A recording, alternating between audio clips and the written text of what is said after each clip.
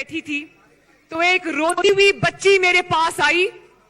Young बच्ची है वो, उसका नाम है असीबा कामरानी और वो कोयटा से ताल्लुक रखती है।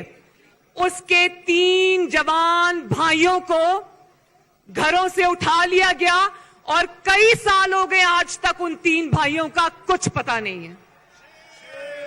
Shem Shem Shem. और वो कहती है कि मेरे भाइयों का, मेरे जो 3 जवान भाई थे, उसने अपने मोबाइल फोन पे मुझे उनकी तस्वीर दिखाई।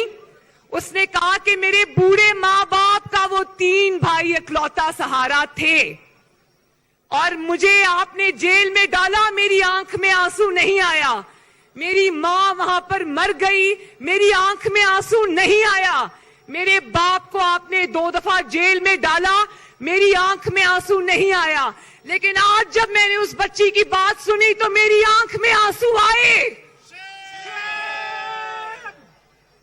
शर्म करो, शर्म करो, शर्म करो।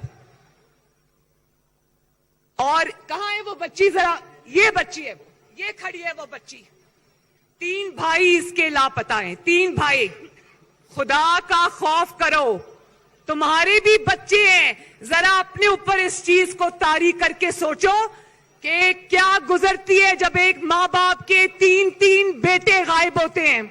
मर जाए कोई तो सुकून आ जाता है, लेकिन जब आपको ये पता चले कि पता नहीं वो मुर्दा है या जिंदा है या वो कहां है, तो सोचो उन माँ बाप पर, उन बहन भाइयों पर क्या गुजरती होगी।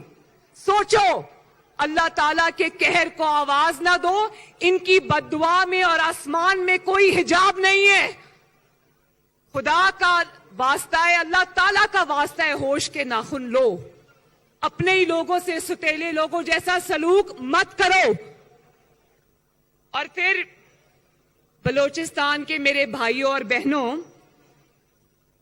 हमें ये पता चलता है कि ये लोग ये समझते हैं कोई क्वेटा के अवाम को या बलोचिस्तान के अवाम को अपने नुमाइंदे चुनने का कोई हक नहीं है।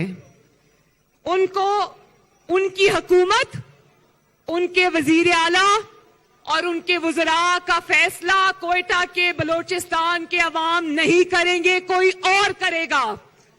रातों रात बाप या मां के नाम से एक पार्टी बनती है और वो एक बच्चे को जन्म देती है और अगले दिन वही बच्चा वजीर आला की कुर्सी पे बिठा दिया जाता है। Shem Shem Shem.